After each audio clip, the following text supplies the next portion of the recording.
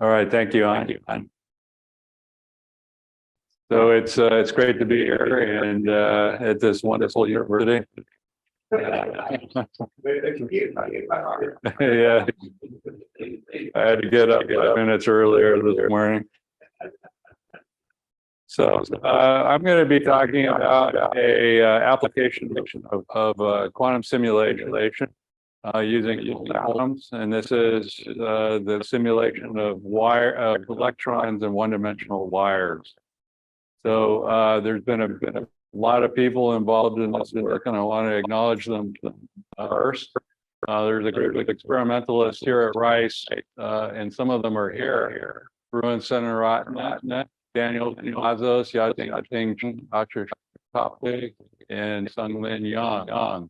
And also, we've enjoyed a great collaboration with theory groups, a couple of them. The theory group of Thierry Giamarchi, and most recently it was Xiwen Guan and Wuhan Chun, and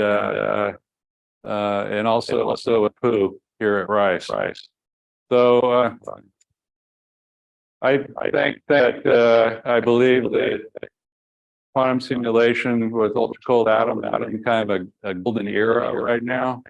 There's things that we're beginning to do with the community that actually are solving problems that we don't know how to solve otherwise. And in particular, we can make systems that are extremely clean and well controlled. So we can control things like dimensionality, interaction strength, various kinds of species, different bosons, fermions, various kinds of spin orbit interactions, disorder, and so on. And some of the things that have been studied and are in the midst of being studied are things like quantum magnetism, the Hubbard model, exotic superconductivity, quantum space, quantum criticality, and so on. And I'm going to focus on interacting 1D systems. And the way we make 1D systems is to use two-dimensional optical lattice.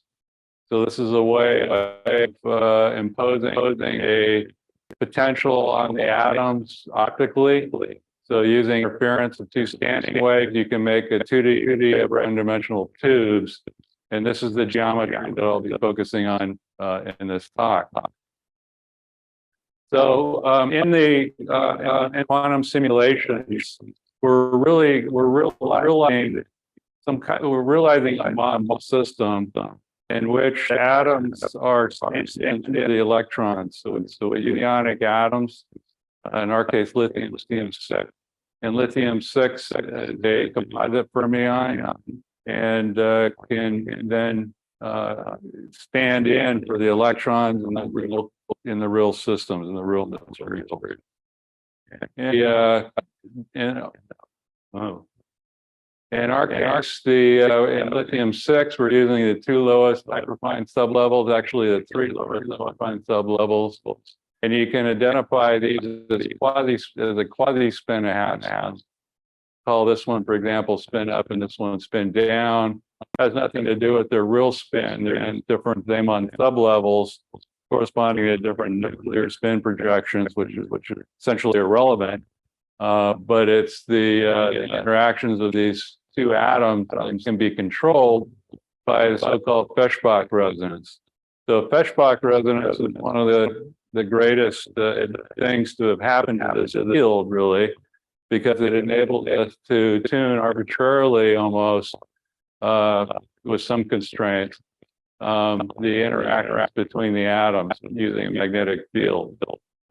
By tuning occasional resonance with an open scattering channel, with a closed channel, we can create something in which the two-body scattering length be varied over many orders of magnitude. So 1D systems are very different than 3D systems in the sense that they're very strongly correlated, and strongly correlated materials is where you find often emergent phases that are very interesting. And the one-dimensional system certainly falls into that category. So in 3D, electrons are able to move around other electrons. There's no boundaries that are preventing electrons from being moving through a gap other electrons, and consequently, the excitations are quasi-particle-like, they're fermionic, and they're single-particle-like. And this is the basis of the Landau Fermi liquid. It's mean field theory. In one dimension, you can't have any of that. In one dimension, because of the strong correlations, the electrons cannot move through each other. Any electron that moves is going to bump its neighbor and consequently bump its neighbor and so on. So any action propagates through this one-dimensional wire in a collective way that produces sound-like waves of charge and spin, and these are bosonic excitations in the model, the particular model that we're going to discuss. It's called the Luttinger liquid model. So in 3 dimensions, the scattering from the surface can occur in any momentum transfer up to kf. This is in the Fermi surface or momentum space. And that produces a continuum of energies with the momentum transfer being less than 2 kF. So within this band, which is going up the energy axis quadratically, will satisfy the scattering from the Fermi surface. In one dimension, that's not true. There's not a Fermi surface. There are only Fermi points. There's a Fermi point at minus kF plus kF. And you can have excitation times about Q equals 0 or about Q equals 2 kF, and they're linear for low energy. And it's these low energy excitations that we're interested in. And you can see as long as Q is a small fraction of kF, the dispersion is quite linear. So this is how that linearization works. This is the quadratic dispersion over the entire momentum from minus kF plus kF. This is an excitation about Q 0 from just below the Fermi surface to just above it. And that's a linear in the approximation that Q is small compared to kF. That's a linear version, which is like the backscattering, which is the process that expands the entire Fermi from both one Fermi point to the other is a 2 kF process. So these are the excitations. It turned out that the excitations can be separated in terms of spin excitations and charge excitations. The charge excitations look like this. There's a hole created by one of the electrons to a different location, being slightly disturbed from its equilibrium position. And that produces an increase in density in one region and a decrease in density in another. And the same is true with the spin excitations, except now there's 2 atoms exchange, and those are electrons. It's I should say exchange and induces again a compression of the density in one location and a corresponding depression in another. So these excitations are represented by bosonic operators. This is the charge excitation, in our case, density. Density is equivalent to charge, spinless interaction. And the spin excitations, which are an odd operator with respect to these bosonic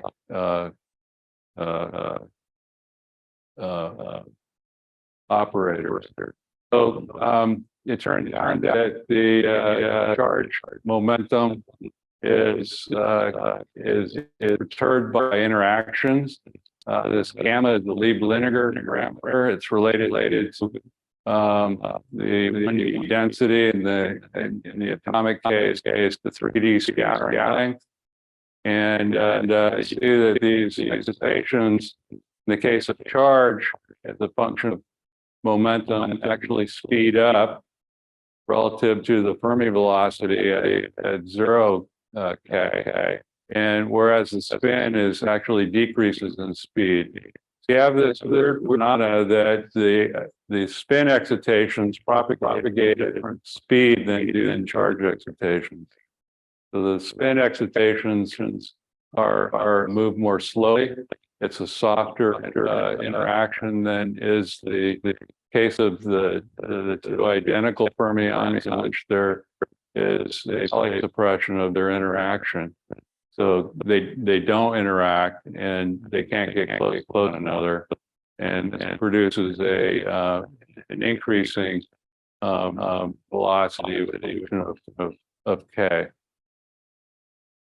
So this is what it looks like in a cartoon sense. There's some kind of an excitation, which is how the charge excitation propagates down the wire. And similarly for the case of the spin excitation, there's an exchange, and it's moving a little slowly, and is the charge excitation. So because of the strong repulsive interaction, there are anti-ferromagnetic correlations at t equals 0. And so classically, this picture would look with these anti-ferromagnetic conditions would look like this. All right, so there's been a lot of work on spin charge separation. It's a fascinating phenomena because you have the electron has some attributes, spin and charge, and being two of them, and those attributes at different speeds down the wire. So you have this weird effect that after a period of time of moving a difference down the wire, they separate, they spatially separate, and this is the spin charge separate. So people have looked at it, these people that are listed here. The nanotubes actually that were done in these experiments were made at Rice by Rick Smalley and his collaborators. And there's various over the last 20 years, various groups, including Amir Kobe and others, that have looked at different techniques that have looked at the separation between the spin and the charge propagation. So in solid state in these systems, the quantitative comparison with the theory is challenging due to the complexity of the Coulomb interaction. Coulomb interaction is not well characterized in these systems because of screening, and it's also difficult to be able to image some of these systems. So there hasn't been a real clean demonstration with comparison theory.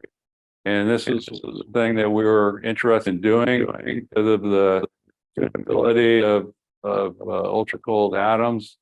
We could use cold atoms to be able to simulate the electron wire, but in a way that we would have the ability to tune the system parameters to realize faithfully the Luttinger liquid theory. So others have done science experiments. There is my current colleague Guido Pagano, who was a graduate student in Florence, did a pioneering experiment back in 2014 in which they measured the dynamic structure factor in a technique called Bragg scattering, and I'll come back to that in a moment.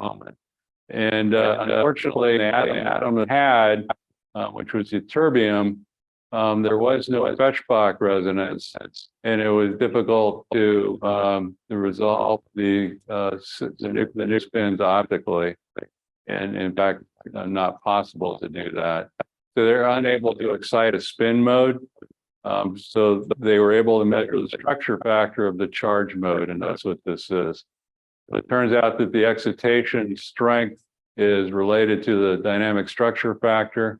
So as all this moment, as you tune this energy and with a fixed momentum, you map out the structure factor for that particular momentum. So there's also more recent experiments. This is from Emanuel Bloch's group in Munich, in which they realized one-dimensional system, but it was a Hubbard model rather than a continuum. It was a lattice system along the tube direction. And they were able to excite both the spin and the charge modes by doing a spin charge deconfinement pulse that removed a spin from the tube, from the wire, and that produces an excitation, which we did observe to fractionalize into nons and holons. But because it was a Hubbard model and because they weren't separately exciting in the charge, they weren't able to see this spin charge state. So the basic theme of this experiment is to use a two-dimensional lattice, in which I mentioned earlier, produces a bundle of one-dimensional tubes. And you fill this one-dimensional system with atoms that are spin-and-a-half atoms.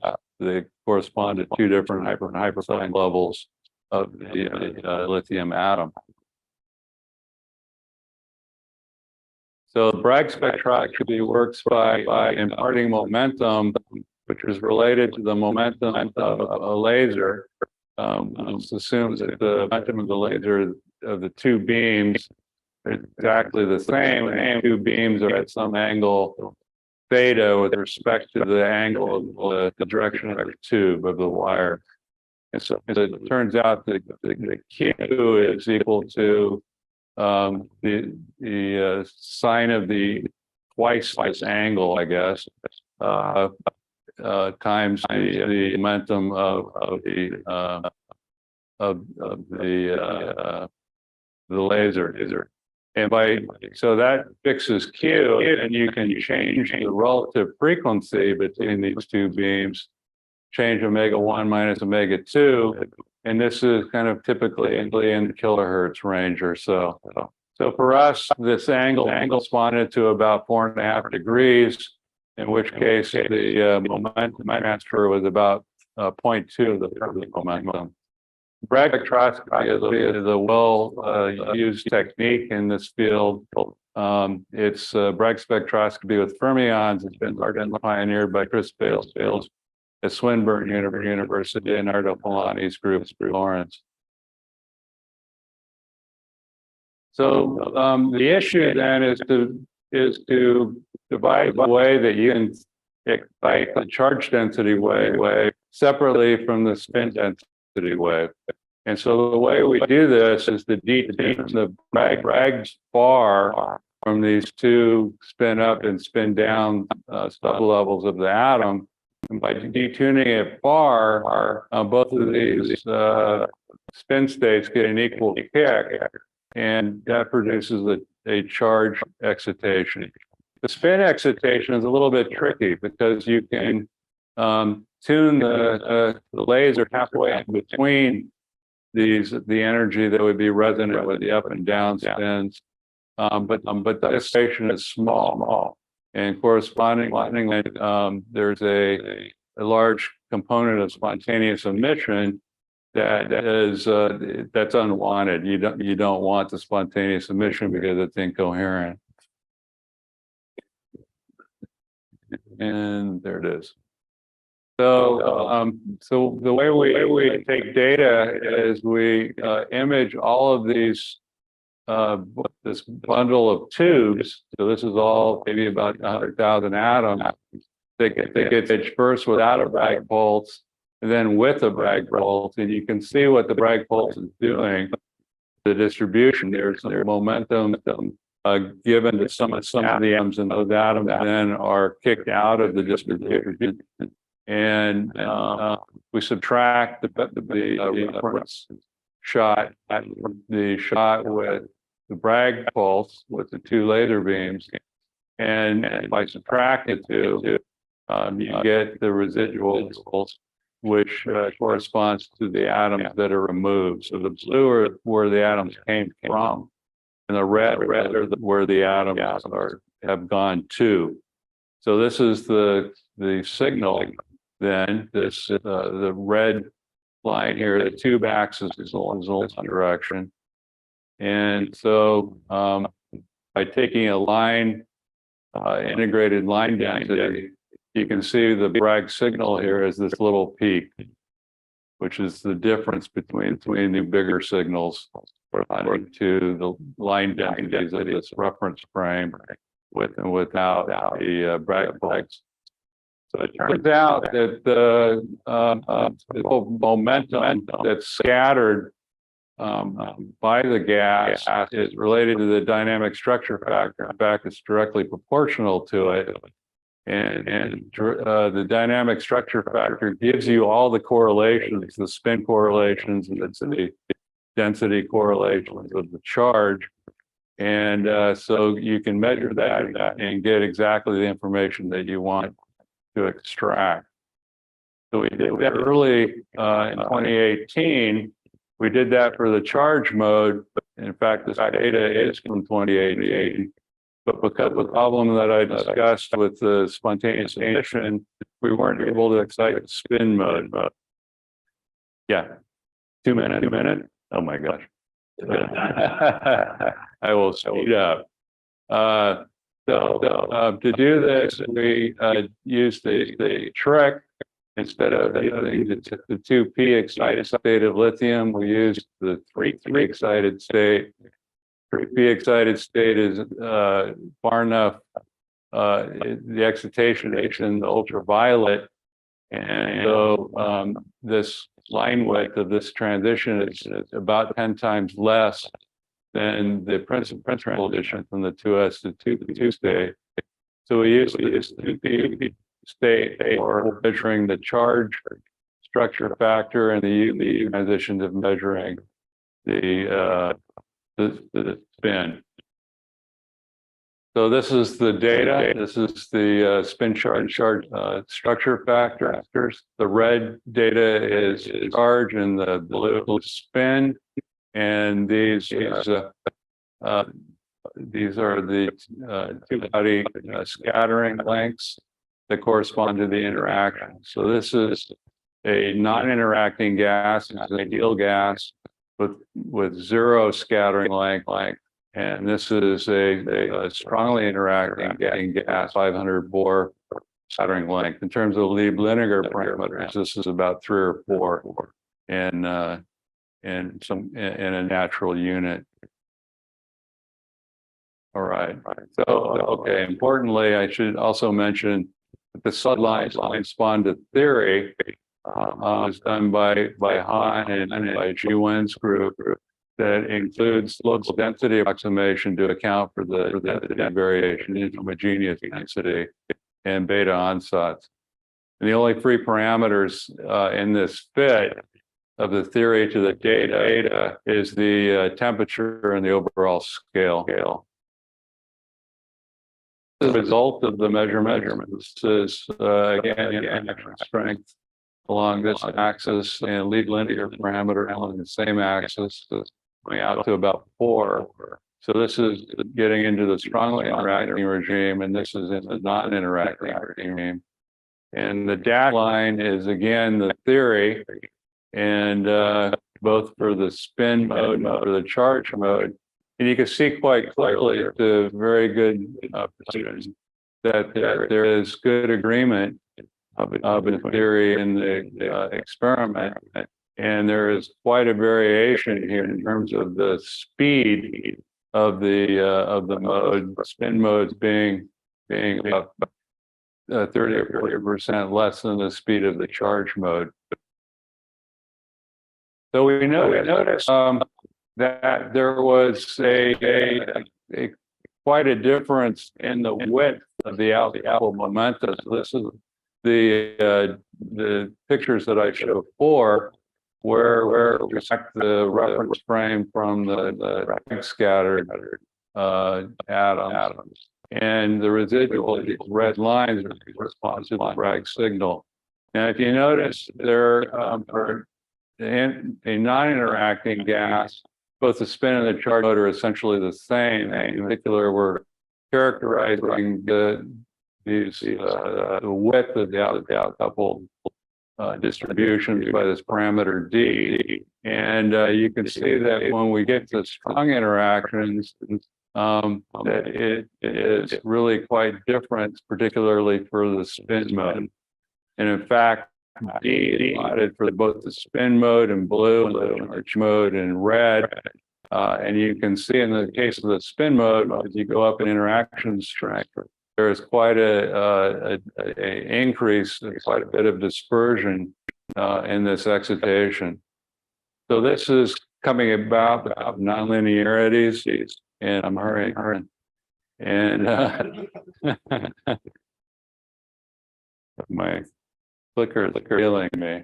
So these are non-linearities that are resulting from things like band curvature, if the momentum isn't sufficiently small compared to KF, and also for backscattering, without to be a very significant correction. I think this was not widely appreciated, but a very a significant correction for the spin mode. The backscattering is diagrammatically shown here. There's a scattering of two different spins, one from each Fermi point, and the theory group made a really, I would say, heroic effort to be able to calculate the backscattering process, and we get very good agreement with theory. So that here, where the solid line corresponds to the linear, the dashed line corresponds to the linear model, and the solid line to the non-linearities, where the non-linearity of band curvature in the charge mode and backscattering in the spin mode. And you can see the linear corrections well do not well represent the data, not nearly as well as the when you include the effect of band curvature in this case and backscattering in this case. You can see there's quite a significant contribution for backscattering. All right, so last thing I want to say that we've also studied the spin incoherent linear liquid. It was described in this very nice RMP article by Greg White, in which they point out the spin and charge correlations are suppressed by thermal excitation, and they define characteristic energy scales that are related to the speed of the mode. So the energy scale of the charge mode is that of the charge of the spin mode, and there are three different ranges. One where everything is coherent, that's where the temperature is really small, and as the temperature goes up, you're getting destroying the spin correlations. And once you destroy the spin correlation, what's left are the charge correlations, and that's the spin incoherent linear liquid. As you go up in higher temperature, both the spin and the charge excitation are decoherent. And so you can see in a cartoon-like way what these three different scales are. And we've taken data on that, and these are corresponding, again, are structure factors, in this case for the spin, and therefore three different temperatures, 500 nanokelvin, a microkelvin, and about 1500 nanokelvin. And one thing that's quite evident is that the amplitude of these structure factors are going down, indicative of losing inherence in the system. So they go down, and in addition, with increasing temperature, they move to higher omega, which corresponds to a higher velocity. So this is the suppression of the coherence as a function of temperature. And the temperature scale relevant is pretty close to the temperature scales that I just mentioned that are characteristic energy for charge in spin excitation. So those are shown here with blue lines. This is the spin excitation energy. This is charge, and the separation in the spin and the charge velocities begins to be suppressed with increasing temperature, and eventually you get to the point where you can get a complete suppression of the spin charge separation. That happens about here. So somewhere in this region where you have a spin incoherent Luttinger liquid, and in this case, everything remains relatively coherent. All right, so I think that I am done, and Han is relieved. These are some of the things that we've been studying over the last few years. We're particularly interested in P-wave pairs, and the motivation for P-wave pairing is to realize the Luttinger model, in which there might a fermion sitting at the ends of the 1D wire. And so we're working on some ideas that we have to get around some issues having to do with collisional stability systems.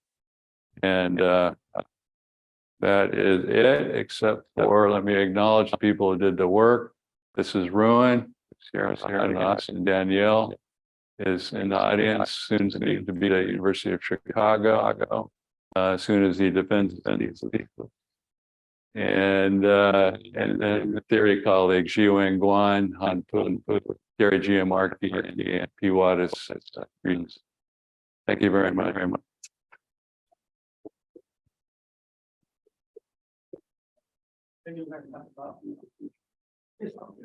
You said last step is advised to the project more on the increase the size of files.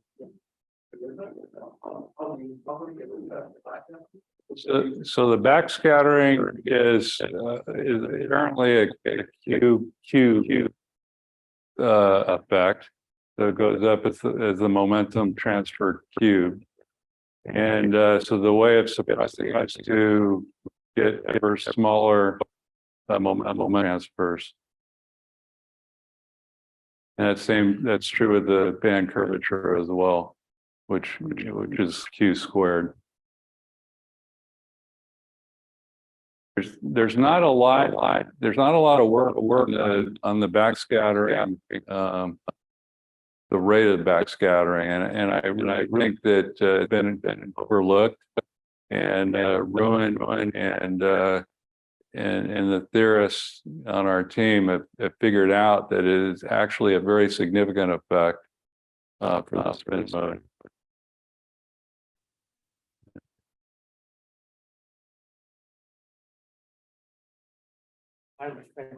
Right.